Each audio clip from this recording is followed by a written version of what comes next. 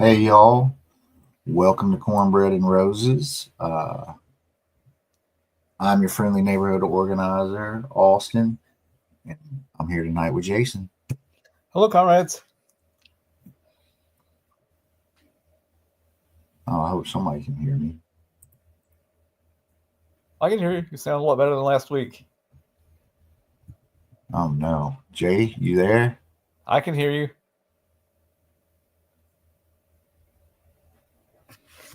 I guess he's having a problem with his audio. Oh goodness, looks like we're having a little technical difficulties, Look, folks, it's which the goes most to show professional that we thing. are the most unprofessional podcast uh, in the state of Alabama. So yeah, while Jason gets sorted.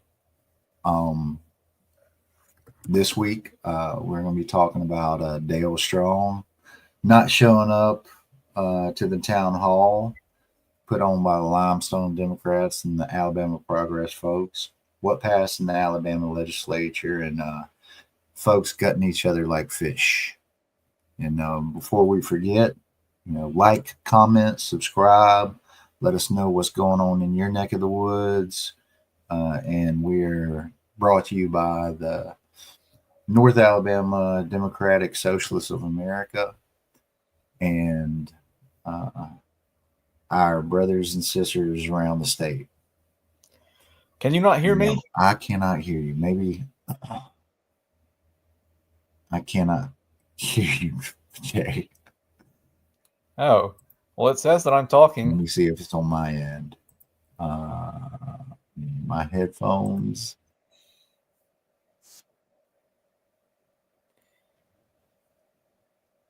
Yeah, if you can hear me in the chat, please say so because I don't think Austin can hear me. Oh, goodness.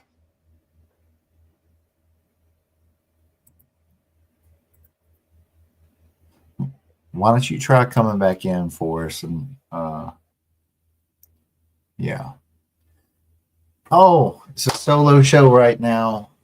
While Jay gets that worked out, and he's back. How about now? What's up? Oh man, Still no? we are just having some difficulties today. I see you talking, but it's not coming through. Samantha says she can hear me. Oh my goodness. Oh, man, this is fun. Try again for us.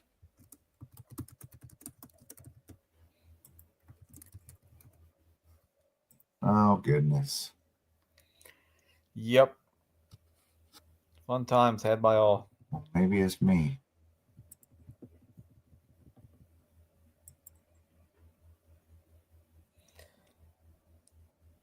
Well, let's try this. We can't hear each other. Well, I can hear you now. I Okay, turned great. off. Oh man, we figured it out. Something's wrong with my headphones. So hopefully, uh, that's all sorted. That was an adventure. That was fun. Yeah. Professionality, folks. It really is the cornerstone word around here. The cornerstone of our efforts. Hi, Samantha. All right. So, yeah. All right. Rolling on. Got through that. Sometimes you gotta fight through it, folks. You gotta fight through it. Uh, and yeah. So, Jay, you were there last night. There's before we head any further, I just wanted to share this one thing up front and then try to remember to share it at the end. Um, somebody in our community, their son has developed leukemia, and they're doing a fundraiser. You see the wad raiser, and so they stay in shape and do that CrossFit stuff that maybe I should be doing. instead of no fit over here. Can't even fit in this shirt I got. I got a large, and I swear it's a European large. That's what I keep telling myself. But this family, they're raising money to take care of this, as healthcare in this country is severely lacking. So if uh, you can send on Venmo at Bellally Owens. It's BELLALY and put in their gift for them to help them um, take care of this medical issue that this young man is going through. And we wish them all the best and send all our love to them. So yeah, I just wanted to start with that. And if I forget, Jay, try to remind me at the end here to bring this up again. Sounds good. But yeah, you were at a town hall put on for District 5 by Alabama Progress and Limestone Democrats over at the El Opry Event Center. In Athens, yes. Yeah. So yeah, Dale Strong was not there, but about 200 of his constituents were. And we had a good 20 or 30 speakers. People stand up to speak for 2 minutes to either ask questions of Dale Strong, who wasn't there, or to address the crowd. Most people opted to address the crowd instead of Dale Strong. A right-wing talk show host and professional asshole Dale Jackson was there.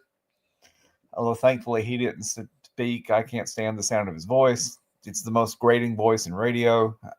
It just goes to prove you that no matter what your dreams are, follow them because you can make it. If he can be a radio host with that voice, it's like nails on a chalkboard to me, Dale Jackson's voice. I listen to a lot of right-wing talk radio, so I'm like a connoisseur of right-wing talk radio. I don't think I've been so blessed as to hear Mr. Strong. I mean, yeah, or Jackson was Jackson. Yeah, it's Jackson. They're both Dale. They're both Dales. Oh man, there's a Chippendales joke in there somewhere. I'm sure if they danced, they wouldn't get no money though. Probably not. But I've not been blessed to listen to that man's voice. Although I did just get me a clock radio, a fine clock radio, which might be loud enough for my old ears to hear in the morning. I've been having some issues getting up. So hopefully I've solved them. We're going to be testing this out tomorrow. So this Grayton, this guy, he tried to speak or he showed up. Trying to speak. I thought he would try to speak because he usually doesn't pass up an opportunity to flap his gums, but he didn't talk. He left early, actually. So I guess he got tired of hearing all the liberal talking points. But yeah, there was a lot of good energy in the room. Most people were very supportive of various, left-wing causes and issues, and it was definitely a left-leaning crowd. There was only one young man who stood up and tried to argue that LGBT parents weren't God's plan for families or something. I don't know. We booed at him. Which brings me to... Go ahead.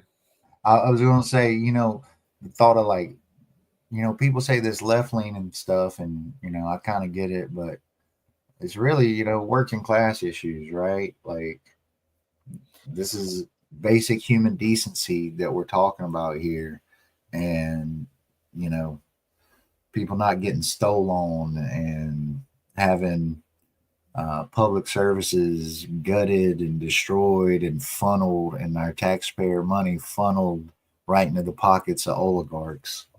That's what most of the comments were about. I would say they addressed working class issues. There were a few quote unquote culture war issues talked about, which I thought was good. So, but most people focused on, how their livelihoods would be affected, how their livelihoods are affected by the lack of health care in this country, by, gutting essential government services, by the threats to Social Security. There were several people who drew Social Security in the room and were concerned about that. So there was a lot of good energy. Hopefully, there was sign up sheets and things like that, so people could sign up for Alabama Progress or to get involved with the Limestone County Democrats, and hopefully people will take the opportunity. It sounds like the first step of many more that we're not first step. We've been taking steps in this state, folks, and we'll talk about some of that later. But yeah, it's another step in the right direction. I have a feeling this is not going to be the last time we try to get Mr. Strong over in a public forum. I've seen he says, I make myself available and we do phone calls where I get 2,000 people on the line. But, something rings of cowardice when you, as a public servant, don't show up in public to things. I was reading an article the other day that, folks at Indivisible, they were trying to catch him at his church, and he canceled going there to a men's breakfast thing, and another day he was supposed to show up at his church, and there was 3 services, and the one he regularly goes to, he skipped and went to an earlier one. And so he's squirrely, ain't he? Yep, he's ducking us for sure. What do you expect? Yelled at, but he definitely owes us some FaceTime. Yeah. So there was one thing that bothered me about yesterday, though, and I have to talk about this, and I wrote a big spiel about it. So the organizer, the guy who was doing this, the speaking, the emceeing basically of the event, and other people made a big deal out of being nonpartisan and talked about how we welcomed all points of view and we're going to be tolerant of our Republican neighbors because we're all neighbors and patriots and that sort of thing. There was one woman who stood up and said she didn't have any enemies, and other people repeated these bromides about unity and kindness. And my message is, forget all of that. Well, there's the paradox of tolerance, right? Or the paradox of intolerance, right? Go ahead. It's okay to hate MAGA people. That's my takeaway. It's okay to be intolerant of them because they're not tolerant of others.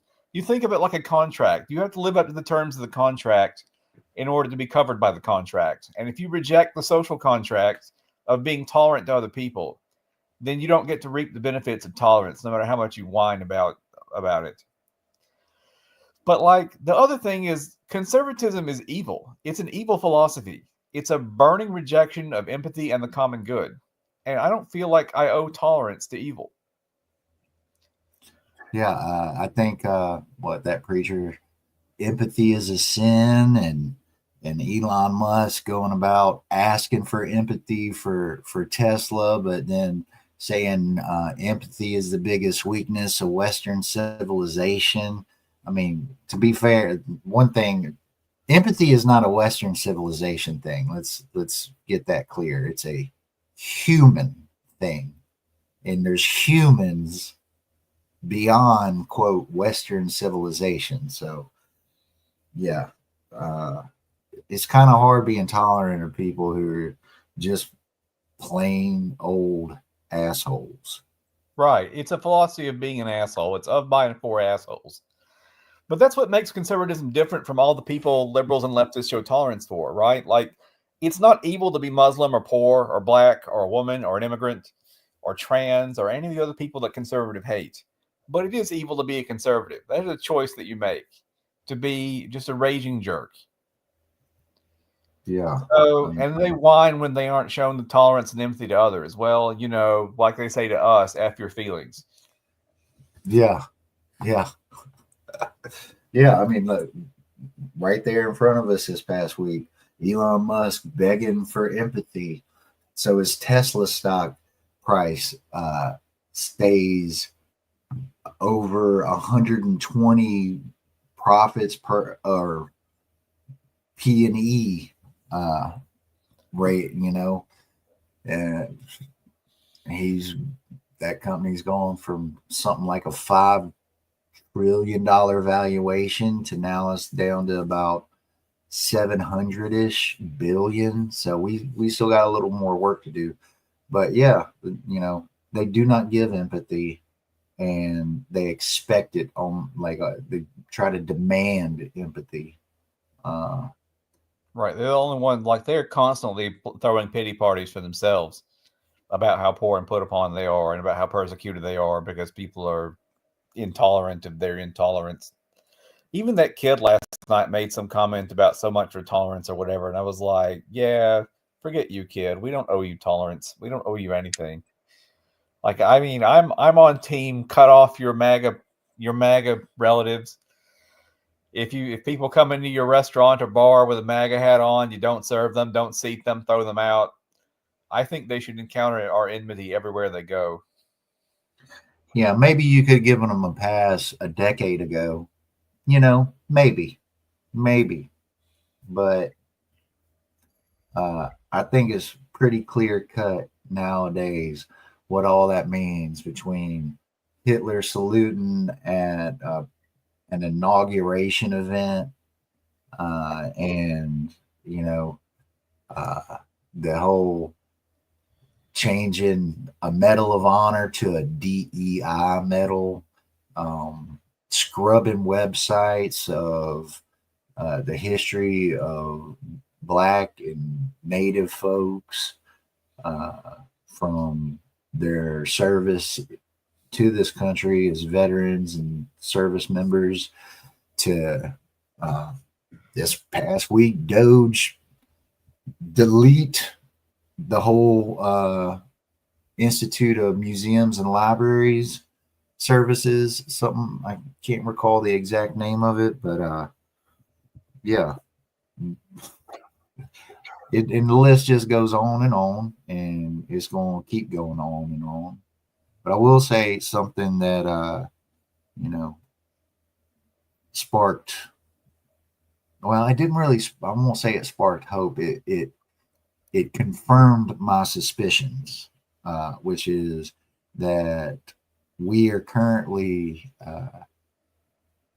doing non cooperation, boycotts, and protests at a rate over double the rate at which it happened when Trump was first elected, which was 2017 March. So we're this time in 2017, there's about 1,000 protests or so that happened and other such things. And now we've got over 2,000 that have happened. You got Sanders and AOC and whoever else shows up going around the country rallying 15 to 30,000 people. You got, um, you know, all those poor Tesla dealerships having to file insurance claims, people stealing their tires, painting swastikas on them. I do feel bad for some, the working class folks that just have a Tesla because it was maybe at the time a solid choice. Got Cybertrucks with their whole panels. They're Yeah. they're sticky. They're glued on panels falling off. The entire supply of Cybertrucks being recalled this year in the United States. And for the record, they didn't start selling Cybertrucks until after it became clear who Elon Musk was. So it's one thing if you bought like a Tesla, but if you bought a Cybertruck, you kind of knew what you were getting into. And I feel less bad for you on that front. Someone keys a swastika into your car or whatever, like, don't drive a swastika car. I don't know what to tell you. Yeah, yeah. I was reading used car industry is having a hard time with these. So at auctions or whatever, these typically small business conservatives, right? They're not they're not even going and finishing getting auctioned off. So they're just staying in auction houses. Uh, People are turning them in left and right. I read about this one lady. She took a $20,000, bath on her trading in her Tesla for something else because she just couldn't look at the thing anymore. So, and it's not just here. It's not just in the United States. Uh, in France, the dealerships are getting torched, and uh, also you see what's happening in Germany. They're about to take the Gigafactory, is what they're trying to do, straight from him. So yeah, I'd love to see those factories nationalized. Yeah. That would be hilarious to me. Schadenfreude, as they say. That would shine up my Freud up quite nicely. Yeah. So yeah, maybe I'm a bad person, but I wish nothing but ill on my enemies. And if you voted for Trump, you're my enemy, and I wish nothing but bad things for you. We'll save a little room for the folks that are coming around. I'll save a little room for them. You know what I'm saying? Well, if they relent, it's one thing. Like if they decide that they were wrong and come to the right side, like we can have that conversation. But at the same time, like a lot of them only changed their mind after something negatively affected them. Like again, it's just a fundamental disconnect in their ability to feel empathy for other people. Yeah. But even And so, which leads to a deeper questioning of how that disconnect from their own humanness and others occurred in the first place, because they probably certainly weren't born like that. You know what I'm saying? Like, I don't see too many 4-year-olds. Yeah, they're like, little scuffles or whatever, but most kids share. You know what I mean? Or at least understand the concept of sharing, and understand, like, when they do something bad and, like, make another kid cry, like, that they messed up, and you see a lot of and then they hug it out. You know what I'm saying? So that could be a whole different. We could do. I'm sure there's podcasts dedicated to that. But if you yeah, want forgiveness, you have to repent first. yeah, No forgiveness without repentance, at least repentance. repent and serve your penance too. Yeah, like, actions speak Yeah. louder than words. Not just saying I'm sorry, but showing. Yeah, you got to do something to make it right. Yeah, and maybe it starts small, but, like, you know, as most things do, and you build that muscle up. But, like, you you know, Missouri, show me state. Uh, show us, like, you got to do a little more than just saying I'm sorry. Words ain't enough for nothing. You know. But yeah. So yeah, my heartwarming story of the week came from Indianapolis at an LGBTQ bar called Chatterbox, where several patrons in MAGA hats showed up. And before they could according to the woman, we went up to the bar, and before we could even get a word out or order a drink, he just looked at me and said, "No." One of the MAGA hat people said in a social media video, I said, "Excuse me?" He said, "Absolutely not." He said, "Your hat, you need to leave right now." And she was like, "This is discrimination, right?" And the bartender was like, "Boo hoo, boo effing who, get out of my bar." And there's a video of this bartender mocking her and the crowd laughing at her. I did get to see that video. We got Empire of Eternia. Hey guys, I have to agree with Jason. MAGA people should be called out and held accountable for their beliefs. So, hey, we appreciate you watching. Absolutely. Appreciate Yeah, welcome aboard. And yeah, I saw that video. That's it. Cut and dried, clear. Set your boundaries and enforce them, just like they like setting the boundaries at the border. You know. So, oh goodness. So yeah, I'd say I don't know. We'll maybe get to the my little couple good story of the week here in a little bit. But I think so. Shout out to the Alabama Progress folks and the Empire Attorney. They were. Uh, I saw them. Yes, was it yesterday? Yeah, I saw them yesterday. I showed up, so I was supposed to be there as well.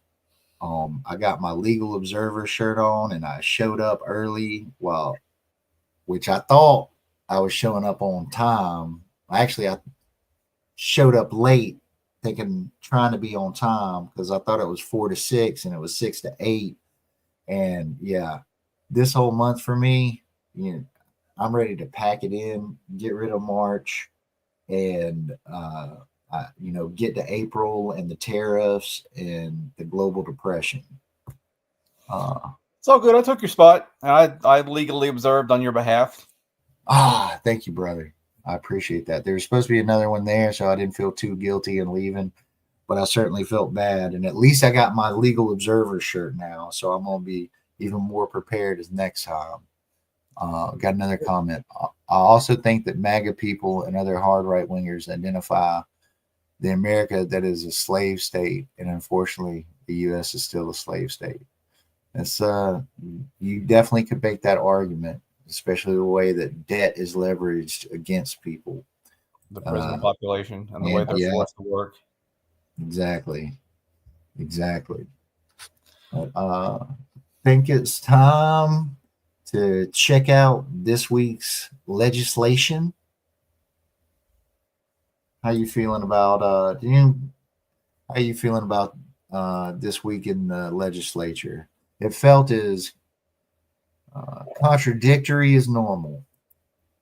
Yeah, so I highlighted a few bills in the list of things they passed, and a couple of things that made it out of committee that are coming up.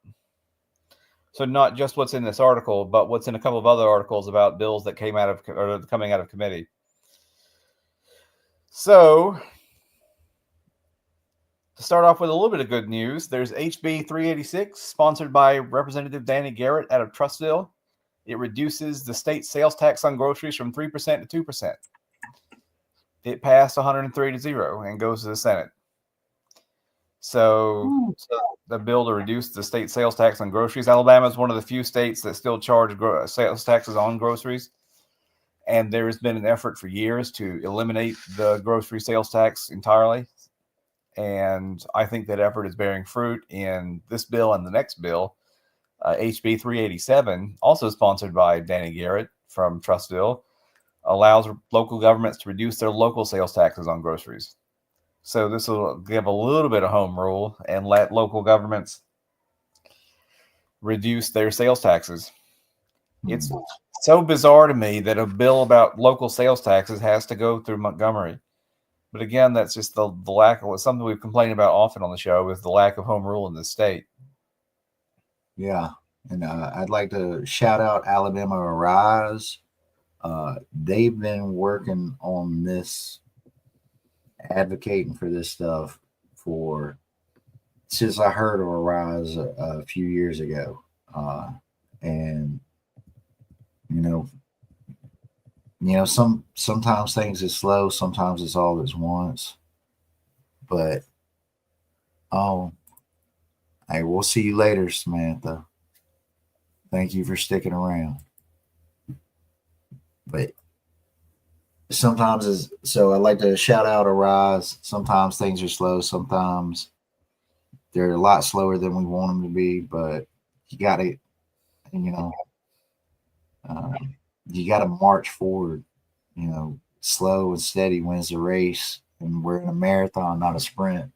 And with all the stuff that's happening, we have to think beyond just this administration in these 4 years, because the problems we face in the United States and globally, because we're all connected, aren't going to be fixed if this administration leaves tomorrow. If this administration leaves tomorrow, we're still facing a lot of the same issues, right?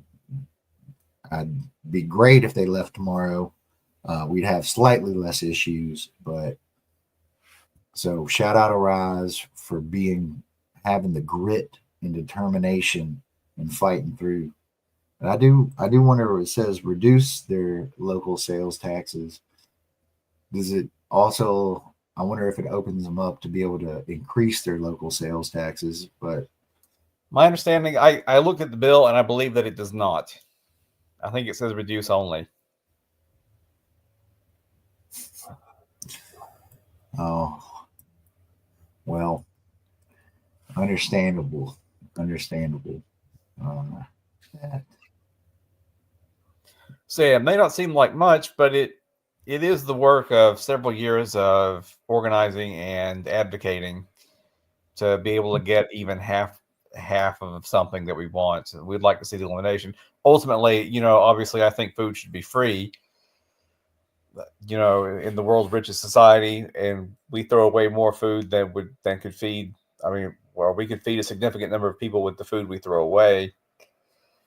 Well, yeah, I read a study that the world actually only needs about 30% of the resources that it's currently consuming.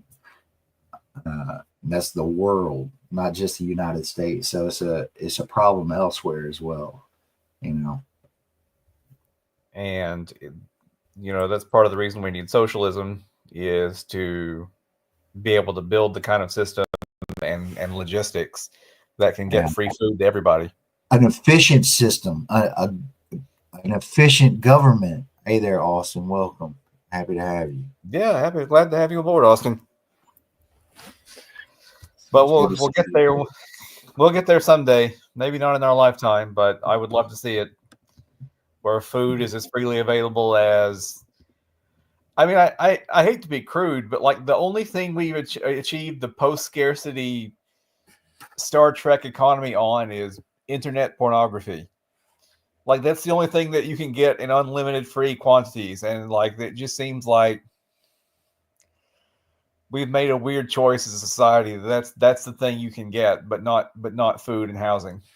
Well, that's only if you're in a blue state now. I guess so. Well, I don't know. I'm ace, so I don't really do much with internet porn. But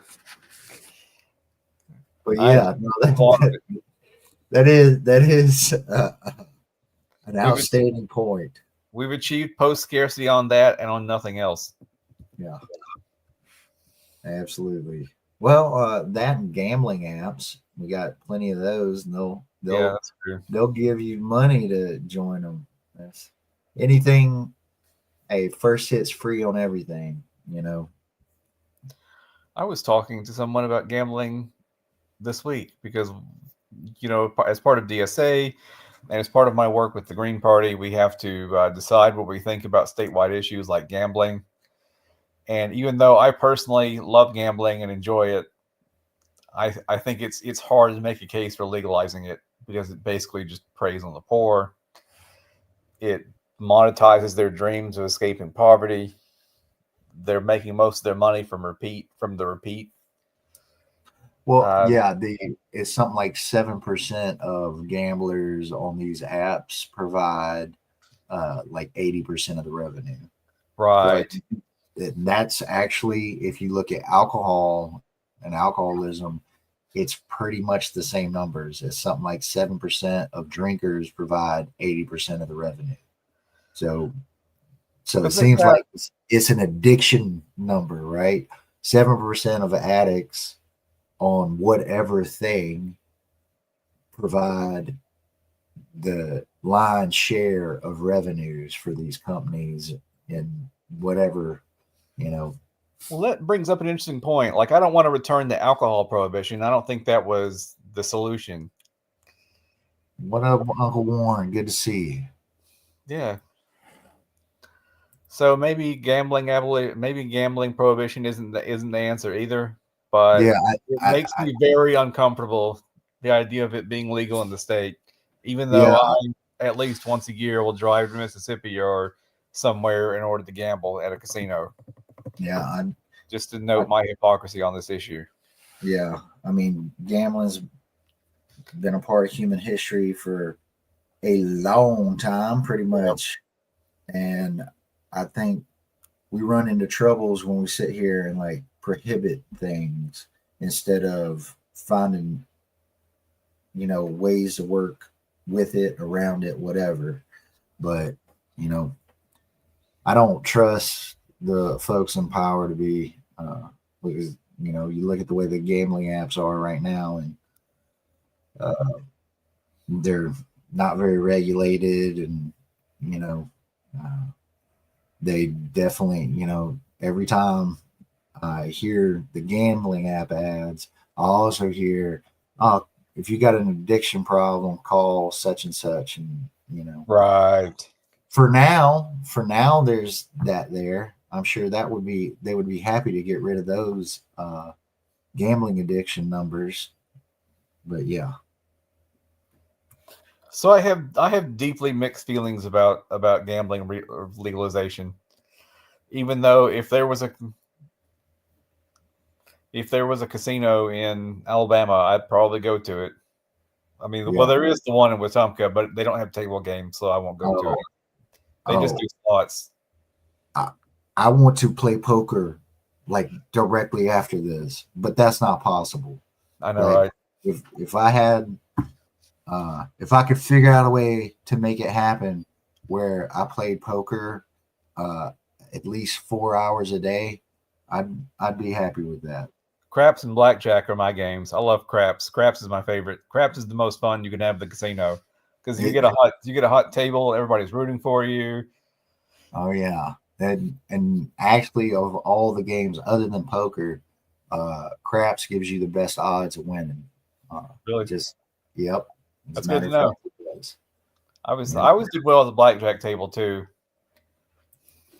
Blackjack a Fucker. lot tougher nowadays because how Yeah. they the 7 deck shoes and they trade them out and all that. But yeah, we're off topic, aren't we? Yeah, I'm sorry. Yeah, I know. No. It's just like it's just this weird mixed feeling slash hypocrisy that I have about the gambling issue, Well, and we like could, having to decide what we think about it as socialists and as Green Party people. The other members of the Green Party were like very opposed to it. But yeah, we're off topic.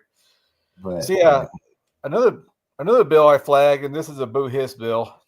HB 363, sponsored by James Lomax out of Huntsville, Republican, prohibits people without legal status from contributing to campaigns, political parties, or political action committees.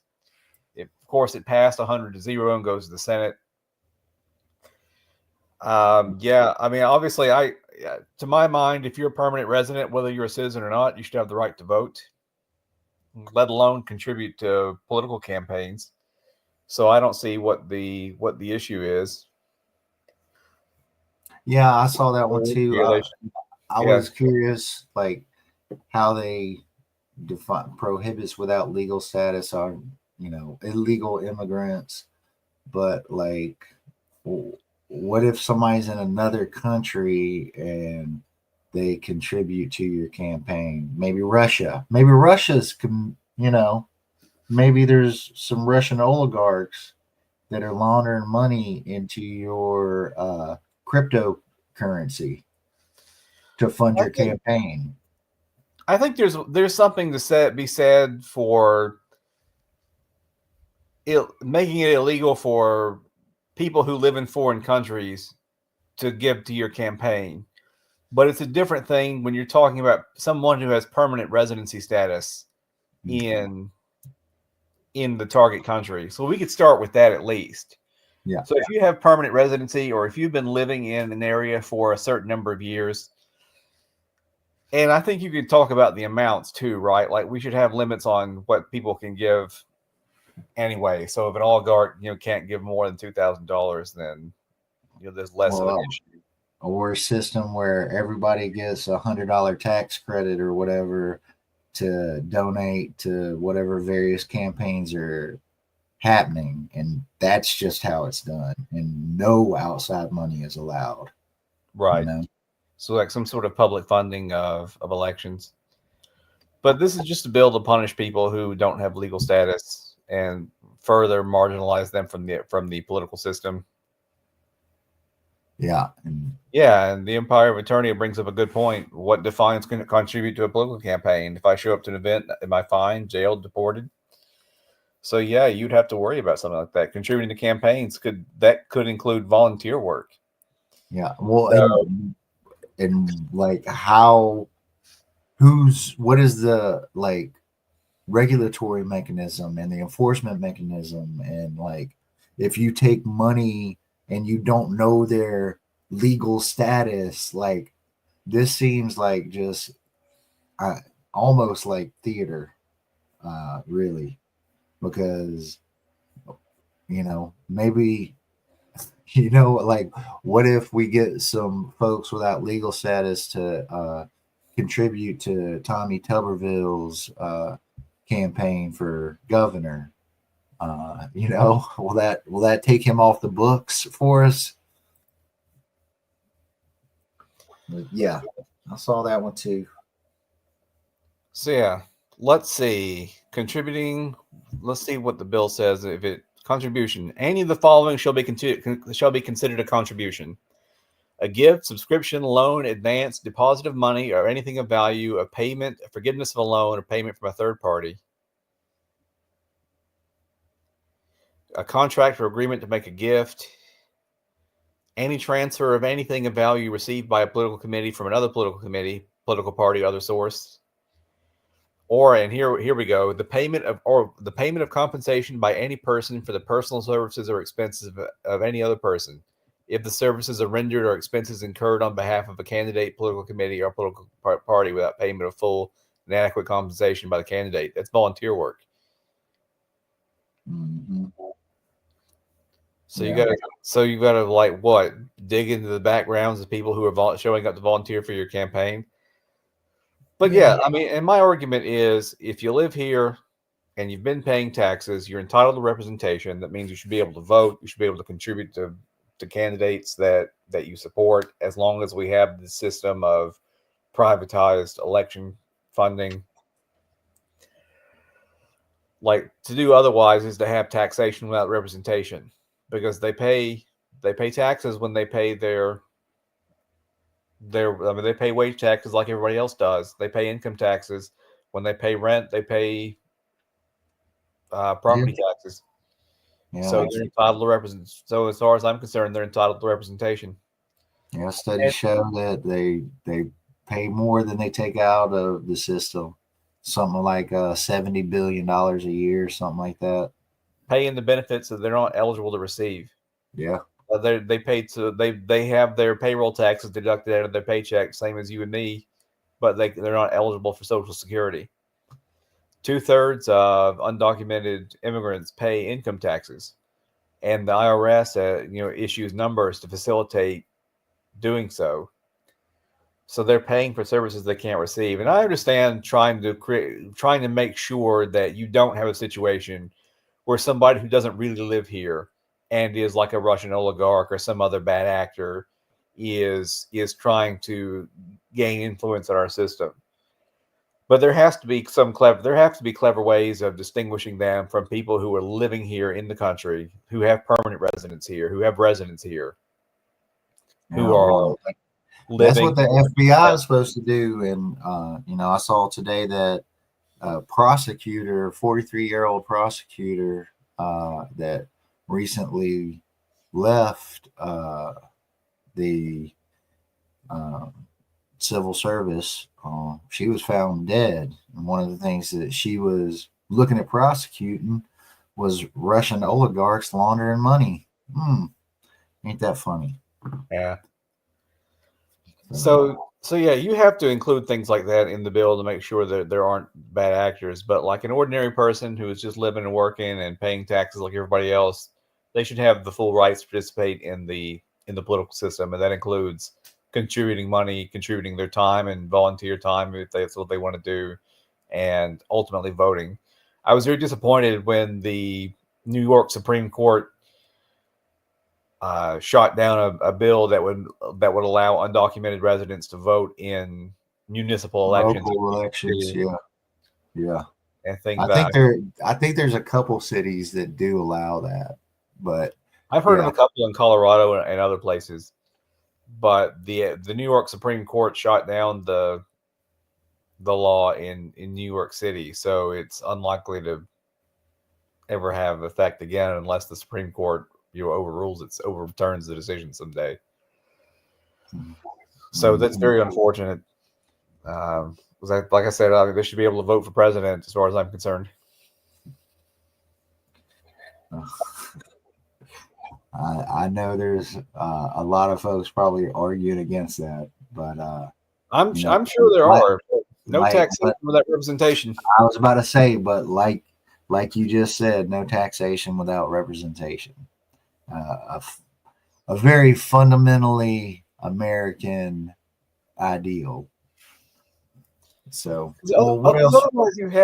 Otherwise you have this underclass of people who are subject to political rules that they have no hand in shaping, and that is an undesirable. And they pay for it. Exactly, just to add insult to injury, or perhaps injury to insult. You mean I'm paying for the prison I'm in? Shit.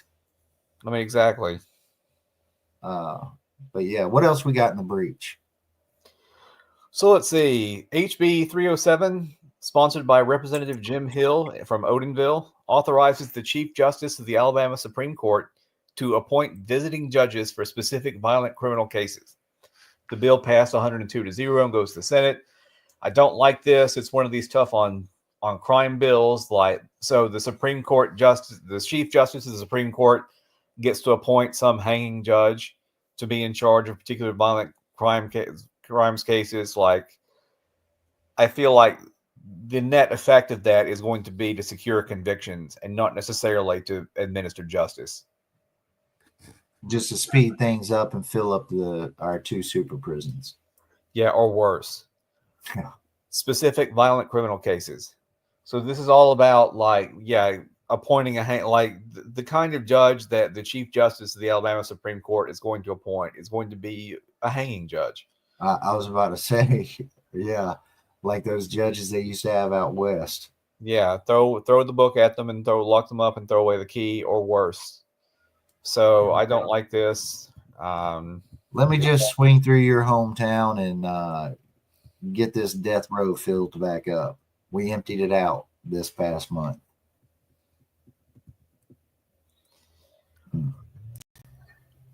So HB 356, sponsored by Matt Woods of R. Anniston, increases punishments for making terrorist threats like school shooting threats. And here's the kicker: require students charged with such crimes to be suspended for a year. So not even convicted, charged. If you are charged and innocent, you have to be suspended for a year.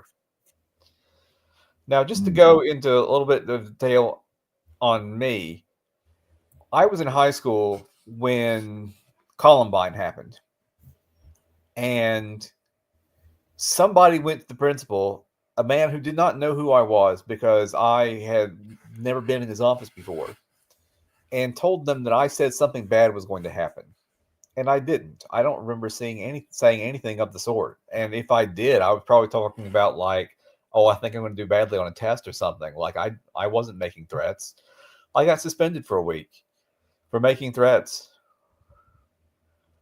And under this, you would have been kicked out of school for a year, suspended for a year. So I didn't do anything. I didn't make any threat. I didn't even say the words that they accused me of saying. I didn't do anything. And this also based purely on the word of somebody else, and it was their word against mine, and I got suspended. And they also adjusted the definition of terrorist threats that from being credible and actionable or whatever to where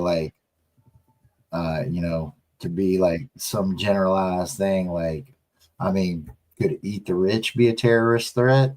You I mean, know? exactly. Like you don't have to. It doesn't have to be specific and credible anymore, or according to a bill that is making its way through the Alabama legislature now. So it hasn't been signed into law yet, but it's heading that way. So yeah, eat the rich or some other saying like that doesn't target a specific person and isn't making a credible imminent threat could be called terroristic. So it's just the expansion of what it means to be a terrorist, so that they can lock up whoever they want to lock up. Yeah, and as Austin points out, they call them petty vandalism terrorism. I Yeah, mean, exactly. Like if you scratch a swastika into a cyber truck, they're going to try to charge you with terrorism now. yeah. I say good luck with that, Well, scumbags. I think they will have good luck with it. I don't think they will. I think they're digging their own graves. The more they try to dig in, the more folks are rising up. You know. Digging their own graves. That sounds like a non-credible threat to me. You're a terrorist, Austin. Oh, for shame. Yeah, but yeah, this is also funny that they call trying to conflate the word violence with inanimate objects. I mean, let's be clear that violence is only something that can be happen upon a person, right? Not a stick or a car or any such other thing. So maybe they'll. I mean, why are we surprised that they're not literate? So yeah, So yeah, as a kid who would have been punished with a year suspension for something like that, which would have been a life altering thing. It would have delayed the time I went to absolutely. college. You Or know, or you might not ever made it to college. yeah, they You may know. not have let me in because I would have had to explain what that gap year was on my transcript. And well, somebody he said she said me about making a threat or something. So Hmm. I don't like bills like this for that reason, just from my own personal experience. I don't like this um, expansion of what it means to make terrorist threats. And I certainly don't like the idea of punishing somebody who is charged, as opposed to punishing somebody who is convicted. Yeah, that's a very and look how it passed. You know, That just seems like to run afoul uh, of innocent until proven guilty to me. yeah, yeah. It does feel a little snowflakey, for sure. Isn't there fear of free speech feeling a little snowflakey? Yeah, I concur. So what else? What else we staring down? So a couple of possibly decent bills. SB 156, sponsored by Will Barfoot from Pike Road, would give some people sentenced to life in prison under the state's habitual offender law before May 26, 2000 to have their sentences reviewed. So this is not this is, as Emperor of Eternia was pointing out earlier, it's not a lot, but it is a little bit of a step in the right direction. So Alabama used to have a three strikes law, and there are a lot of people who are serving life sentences based on three strikes laws that they wouldn't be serving life sentences now. Right. So I think it makes sense to go and review their sentences and see if they really belong in prison for life.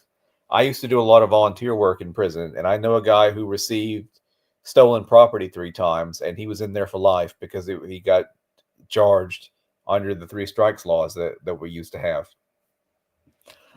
So I mean, so he was a fence, right? And he gets stolen property three times, and that's enough to put him in prison for life. That seems a bit too much to me.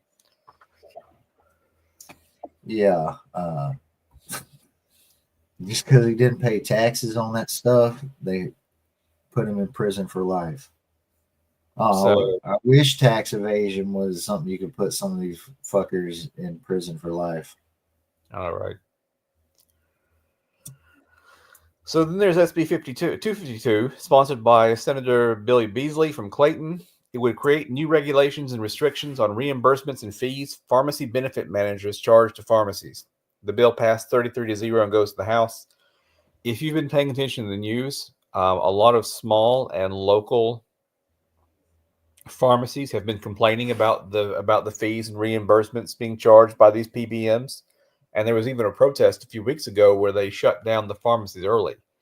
Like a lot of pharmacies in Alabama have been closing due to these pharmacy benefit managers. And so this bill, I think, is an attempt to address that issue. And I think it's probably worth supporting. I need to do a little bit more digging into it, but on the surface, it seems like a good bill.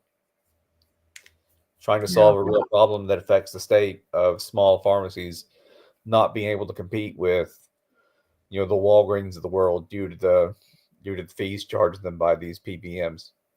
Yeah, I heard a pharmacist a few months ago when the representatives and senators were in Huntsville make a very compelling case about the issues that they struggle with dealing with this stuff. And yeah, it is a step in the right direction. So that's really what I had from this list. The rest of the bills were, let such and such county do such and such thing, and other things that you really wouldn't find objectionable per se. So yeah, there were a few other ones. Some parental leave. They took a restriction off retired doctors volunteering at hospitals. This one I thought was interesting. Authorizes medical clinic boards leasing property to healthcare providers in bankruptcy to adjust their debts. I guess we're expecting some hospitals and whatnot to be going bankrupt real soon, and casting that off, making sure the medical boards developer or the property developer to be able to not take the hit. And there's various other ones in here. We'll drop this link in the chat to peruse at your leisure, as they say in the UK. But yeah, there's a few things you might find interesting if you scroll through and take a look. But with that, there are a couple of bills coming out of committee and coming down the pipe that I want to take a look at too. One of them, this is bad in my opinion. The House committee approves a 4% tax on sending cash overseas. So this is specifically about targeting the remittances that immigrants send to their home countries. So they're looking at just stealing $10 million from people a year, that from people sending their remittances back to their home country, back to their families to help make their lives better. This is just more penalizing immigrants. Yeah. When I was down in Montgomery, I heard somebody fight against that as a speaker, and a couple of the Democrats on the committee agreed about the fact that it is it feels like a punishment of sorts, because they're fighting tooth and nail to get the little dollars and cents in their pockets. And yeah, I don't think they even care about the money. I don't think they care about the $10 million a year. I think they care about punishing immigrants just for being immigrants. I think they care about making their lives as difficult as they can for no other reason but cruelty.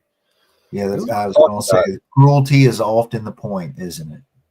So yeah, like the cruelty is the point. Like that is like the key summation of what the conservative movement is, and that's why we don't owe them tolerance. That's why we don't have to listen to their point of view. We can just say no. Like it's not worth considering. It's But I want to be mean to people. right, exactly. I'm supposed to be able to be mean to people. Meanness for the sake of meanness. So, an Alabama House Committee Wednesday held a hearing on a bill that would allow law enforcement to arrest people who direct abusive language at first responders, make obscene gestures, or linger at a response scene after being ordered to leave. So, the language in the bill would make protesting very difficult. They would prohibit someone from remaining within 25 feet of a first responders, such as firefighters or police, if they ordered to keep their distance or vacate the scene. So they can just say, hey, you have to get away from me. And if you can't get 25 feet away, they can just start arresting people.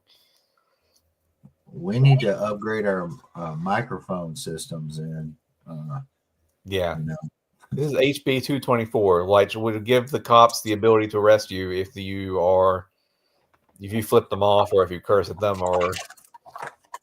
Well, and this language has already been settled at the Supreme Court multiple times, and Well, there's no guarantee that this Supreme Court would uphold that. Yeah, well, I tend to agree with you, but it looks like that John Roberts fella is got a little buyer's remorse on how things are going fundamentally in the United States. As a matter of fact, I think he's worried about his own safety and whatnot. So, it's an interesting can of worms. They all open for themselves, but this has been settled before. We'll see how it gets settled again. But they keep wanting to we see this pattern over and over where they want to relitigate settled law, or settled norms, and what have you. Right, like they're coming after the Obergefell decision that legalized marriage equality in the nation. Like they're trying to relitigate these issues, and they were successful when it came to Roe v. Wade. And I have very little faith that the Supreme Court won't give them whatever they want. Like John Roberts might feel bad, but he's still going to vote how he votes. Oh, anything else coming out of committee before we move on? One last thing, and to end on somewhat of a positive note, HB 42, sponsored by Representative Chris England from Tuscaloosa, allows defendants to pay the court a portion of the total bond amount that is posted instead of paying a bail bond company to remain free. So, bail reform. So it's basically a bail reform bill. So it will allow a judge to assign a percentage bond on a case for cash, and the court would hang on to it, and if you don't come back, then the court would keep it instead of the bail bondsman. So let's see. The court keeps the bail money to be applied to restitution and other court costs. So basically, it allows you to pay a percentage of your bond to the court instead of hiring a bail bond company. So it's a small step, but a nice step in the right direction. And that is what I had for really. That's all I had for the Alabama legislature. Mac Butler, who is a name you may have heard before, he's like a super weird chud. He's trying to make a bill. He's trying to pass a bill, and it's I don't think it has a number yet. No, it's HB 367. So basically, it would prohibit all state and local government entities from promoting vaccines using public funds.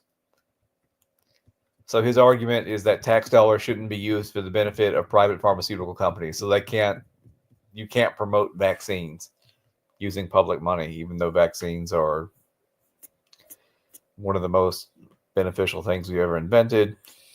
A pox upon his house. Yeah, well, I mean, literally, right? So, but this is just just so bizarre that anti-vax has become as mainstream as it's become. And again, like, the cruelty is the point. We asked conservatives to care about their neighbors and get a shot and stay at home and wear a mask, and they just couldn't do it because, God forbid, they have to give up anything, no matter how small, for the sake of not killing 100,000 people in a pandemic. Yeah, over a million. Over a million. Yeah.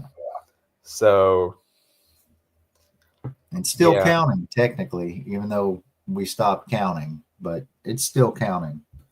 You know, we've tested positive for COVID more than once in this house this school year.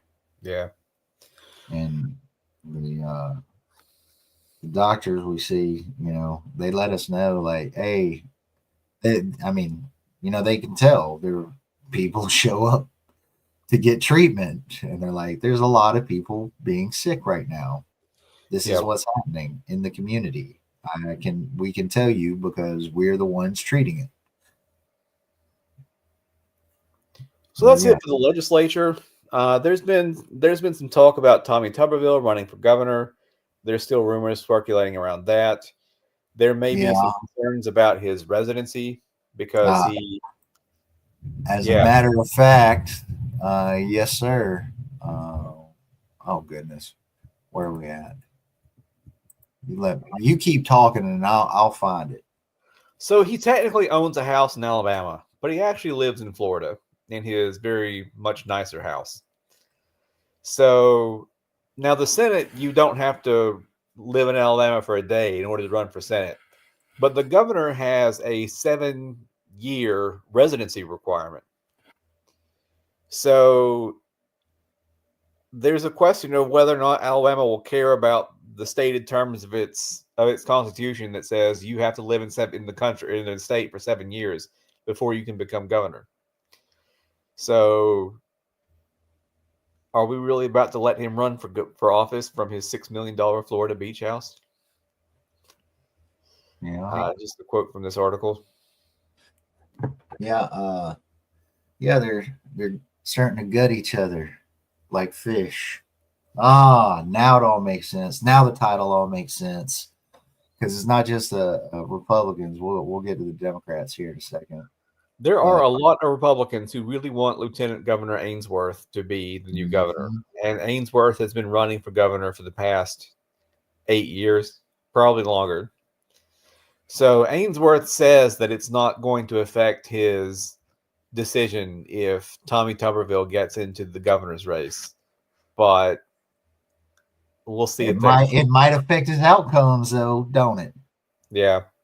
Oh, and Steve Marshall, the current attorney general, is rumored to be considering a run for the Senate.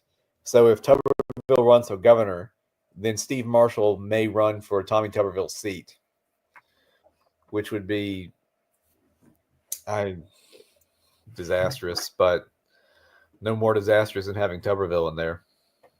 Wow. Yeah.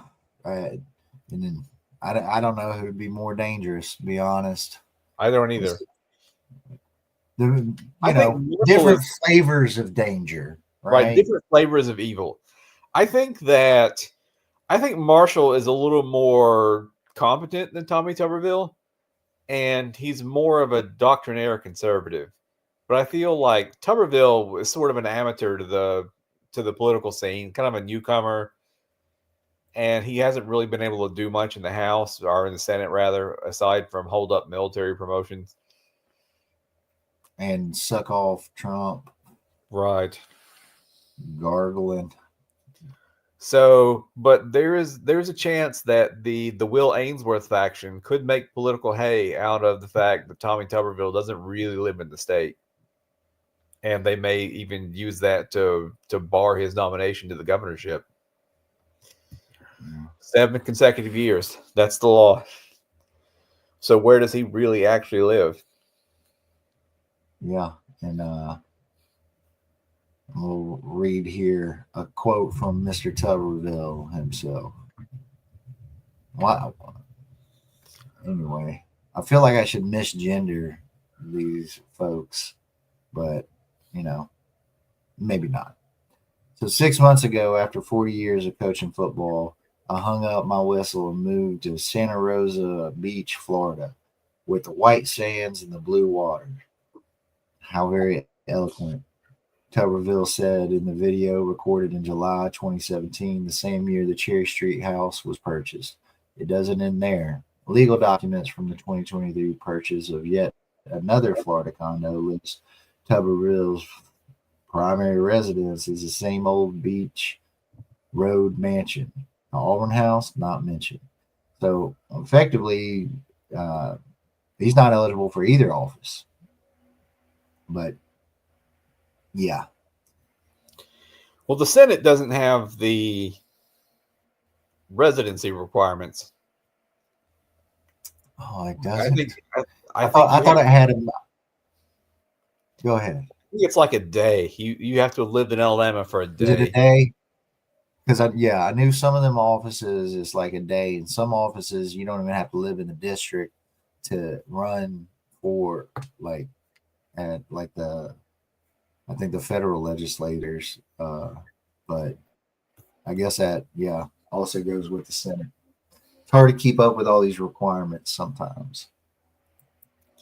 So there's still the rumor is that there are people on the Democratic side who are running for the governor and the lieutenant governor. Of course, they're going to have candidates, but the rumor is that those people have already basically decided to run, but they haven't made formal announcements yet, and they're keeping their names secret. So I haven't been able to find out through my contacts who the people running on the Democratic side are going to be. But I keep trying to work that angle and find out so I can, leak it here. So break the news. Oh yeah. So so if my sources are listening, they're not going to tell me anything now because I've admitted that I'm going to leak it. But maybe they would look forward to us leaking it with. I will cheerfully leak anything. If you've got news you want leaked, send it to me and I will leak it. Happy to provide that service. Like a weak prostate. Yeah. So speaking of gutting fish, the Democrats are doing a little gutting each other. Former Senator Doug Jones threatens legal action against Alabama Democratic chair after Alabama Democratic Party Chair Randy Kelly accused Jones of misleading fundraiser mailers. Jones gave Kelly 5 days to retract the false claims. So, we've been seeing this infighting here for several years now. There's a really good series, 3-part series on Reply All that you can still find before the internet is purged. But basically, Randy Kelly saying that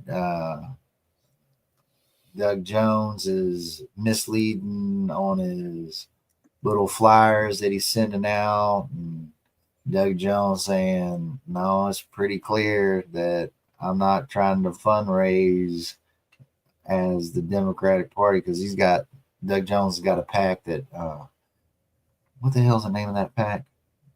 Where is it? I'm not sure what you're talking about. Persistence PAC, or is it? Do they not even list it in here? I thought they did. Oh, there we go. Type it up on the fly. Investigative reporting. That's right. Here. Persistence PAC. So who's behind this? They don't say who's behind it. Well, he's got a PAC, and it's funny that it's not.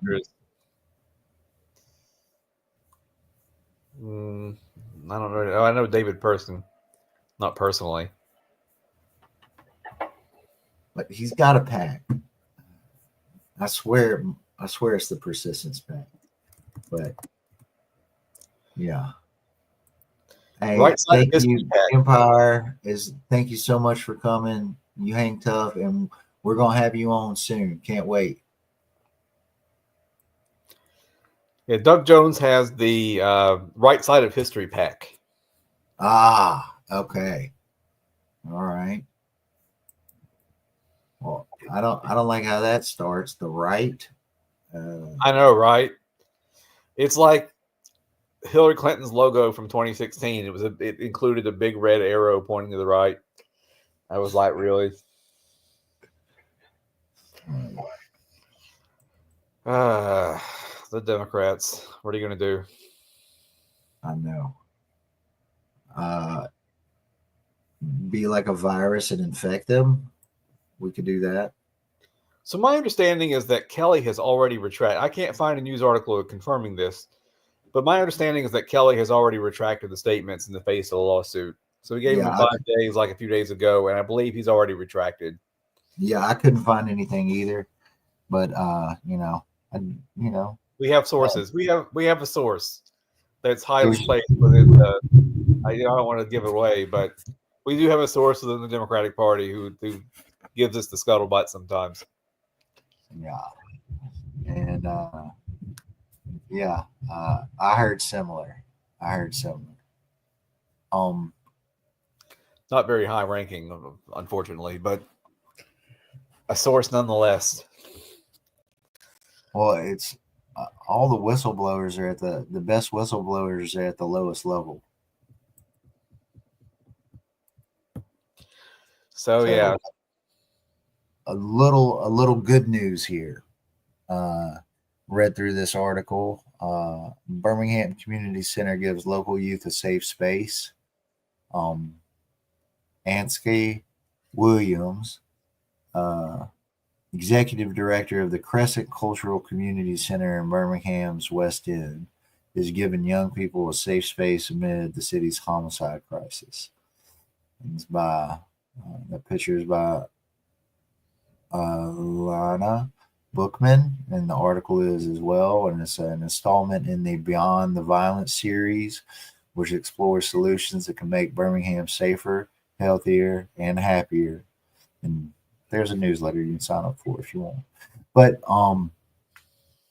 it's a not a it's a little bit of a long article, and there he is. Uh, Williams stands under African nation flags hung in the Crescent Cultural Community Center. Um, and he came from a tough background, uh, and he grew up in gang culture, had low self esteem, and you know a lot of issues that young people deal with, and he lacked mentorship, and he was in juvenile detention, and then in the Department of Corrections in jail, and he lost a daughter at the age of 2, which seemed to turn his begin where he turned his life around. And since then, from March 2024 to February 2025, the center impacted the lives of more than 10,000 community members through programming, services, and financial assistance. He does a plethora of things, but 3,600 young people served through community engagement, 1,900 young people participated in youth civic after school program, 2,200 participated in community social events, 1,400 received grief support and repast assistance, 600 participated in greenhouse workshops, 208 in community wellness workshops, and 453 people received in-kind goods and services. And he's also part of Restore. Where is it? Oh, they do music, yoga, uh, automotive stuff, all kinds of stuff. Just like, man, I was like, I would love to do this work, you know. But also a program manager for Restore, a Jefferson County Family Resource Center juvenile reentry program. So, what an incredible story. it shows that like where you start, you rarely end up. And hats off to them. They do all kinds of stuff. Uh, they work with 19 community partners right here, host block parties, West African drum and dance classes, yoga, and community service initiatives. So, the Crescent Cultural Community Center, um, awesome work. I just wanted, I was kind of trying to figure out my highlight of the week, and seeing this article, like I thought, yes, please, more of this, more. But with that, I'd like to remind people that universal health care and a living wage would help stop a lot of this in the first place as well. But it's good to see mentorship uh, coming through, and incredible work. I hope to meet you someday, sir, if if you're out there listening. Uh, and I hope to see work like this get replicated across the state, country, and world. So yeah, let's see here. You still with me? I'm here. Okay. So we're talking about the little political intrigues going on and the hot seat swapping for Senate and uh, what have you. Would like to point out, and I don't have an article for this, unfortunately, but Amy Fahimi, I believe, is going to be running for lieutenant governor uh, as a Green Party member. As an independent. They're doing independent? Okay. Yes. So, yeah, uh, we need to have her on for sure. Um, she's a great person, great big heart, cares about people and the world, and smart on policies, and has worked really hard with the Green Party for the last several years. And yeah, also a DSA member.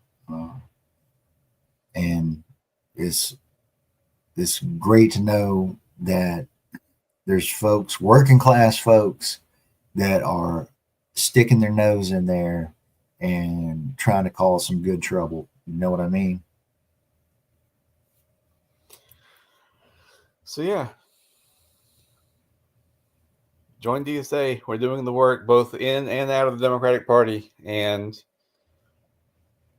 other we have our fingers in many sinister soups. Hey, we attack on all fronts.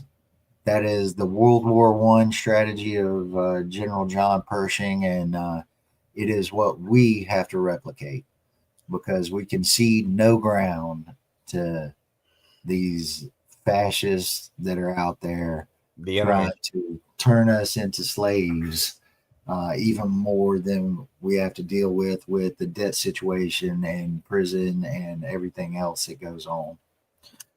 So yeah, fight the good fight, y'all.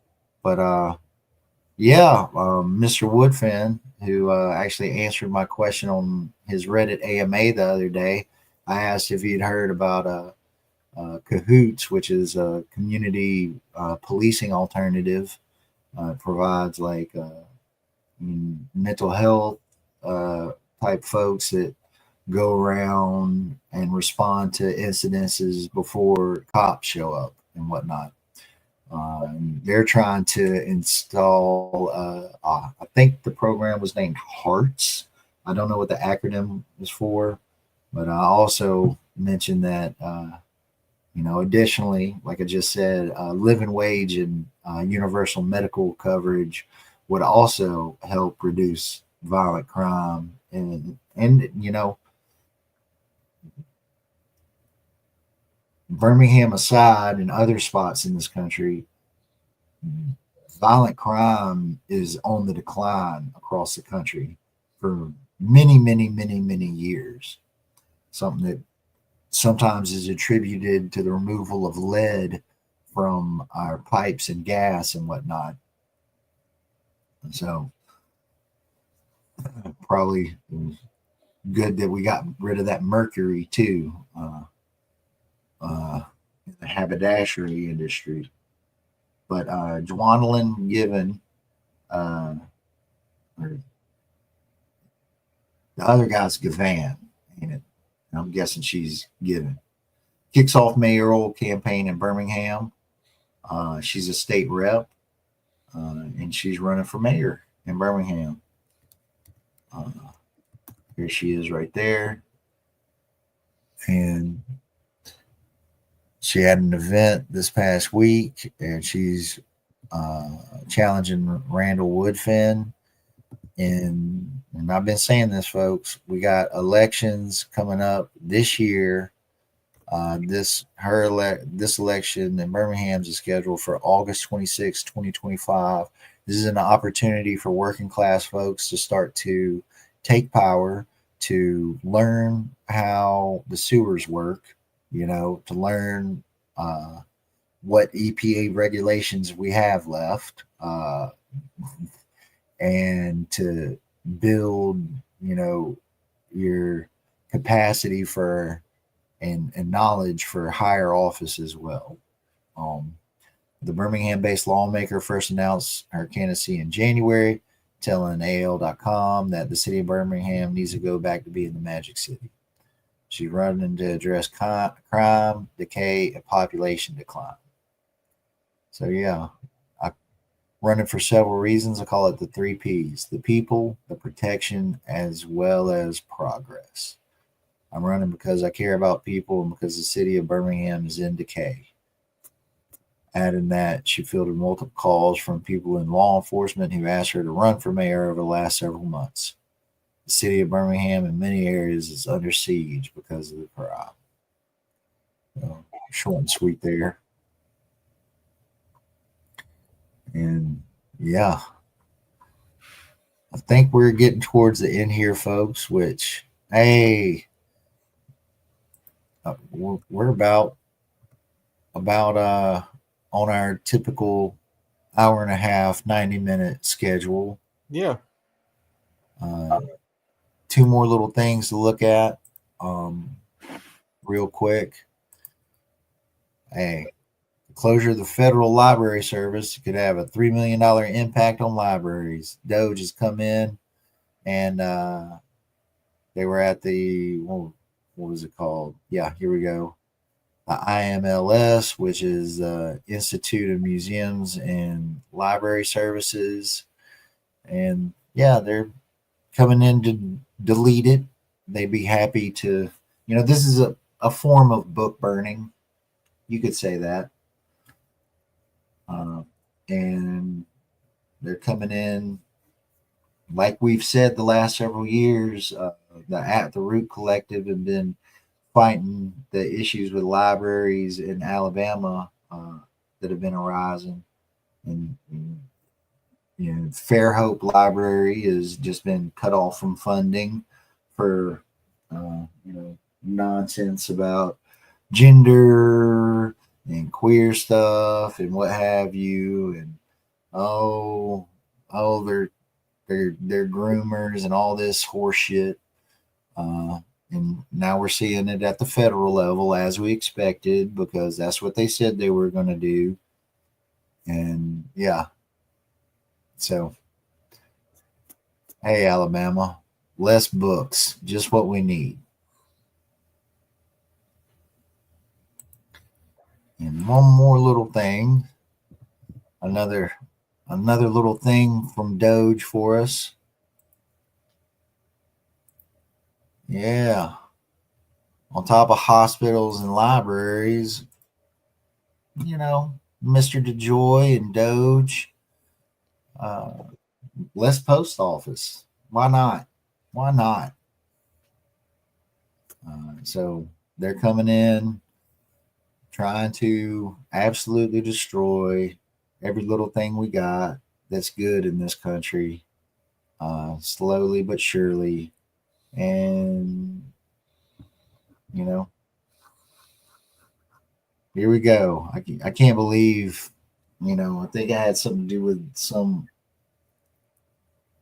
if Biden had been so motivated, I really think he could have found a way to get rid of the joy here. But instead, he just let him sit around. And now we're still reaping the repercussions of his appointment by Trump. Isn't that nice? He was in Trump's first administration, and now he's in Trump's second administration. But they're doing mass reductions and going to just try to get rid of everything.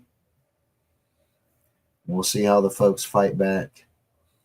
And common sense solutions are what the Postal Service needs, not privatization efforts that will threaten 640,000 postal employees' jobs, 7.9 million jobs tied to our work, and the universal service every American relies on daily, which is in the Constitution, mind you.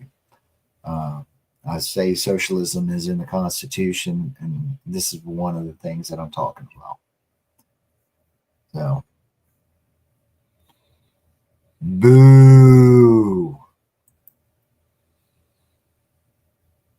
And with that, I think we're here at the end, on time. You got anything else this week, Jay? I don't. Did you want to mention the wad raiser again? Yes, thank you so much. Thank you so much. So one more time, right here. If you can, please donate to Dylan Owens. Young man has developed leukemia, and right here you can send through Venmo at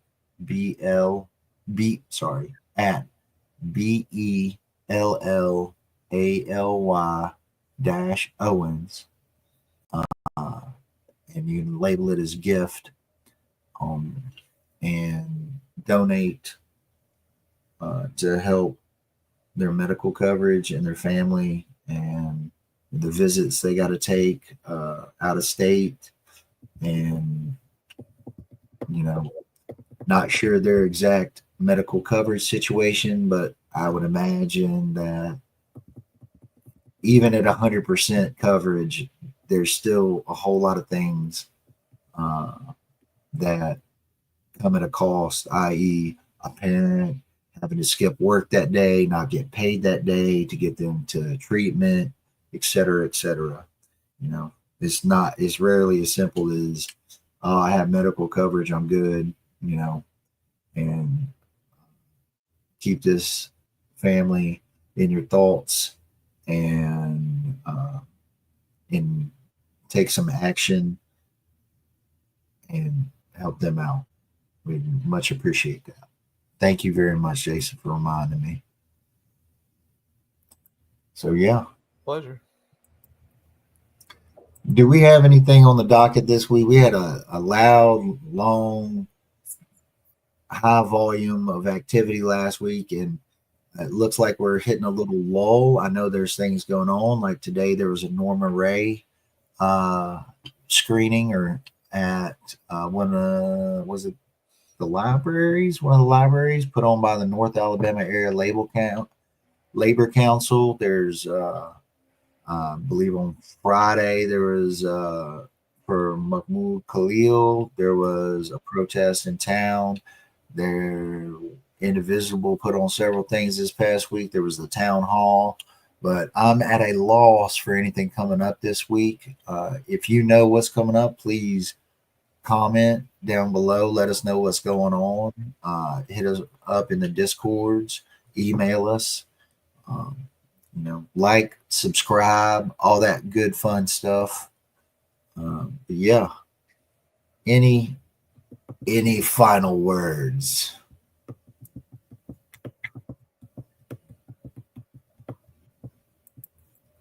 I got nothing. I'm sorry. So delay. That's all right. I heard you typing. I was like, is he pulling up something real quick? But yeah, check out DSA, y'all. Check out 5051. Check out Alabama Progress. Check out Indivisible. Join a local org. Organize students, tenants, and workers in your community. Form spokes councils. There's so much to do. This fight will not end in 4 years. And keep that in mind. Stay steady, stay gritty, and know that you're not alone out there. And yeah, with that, I'd like to say all the power to all the people. We the people break our chains together. Solidarity forever, y'all. Solidarity forever.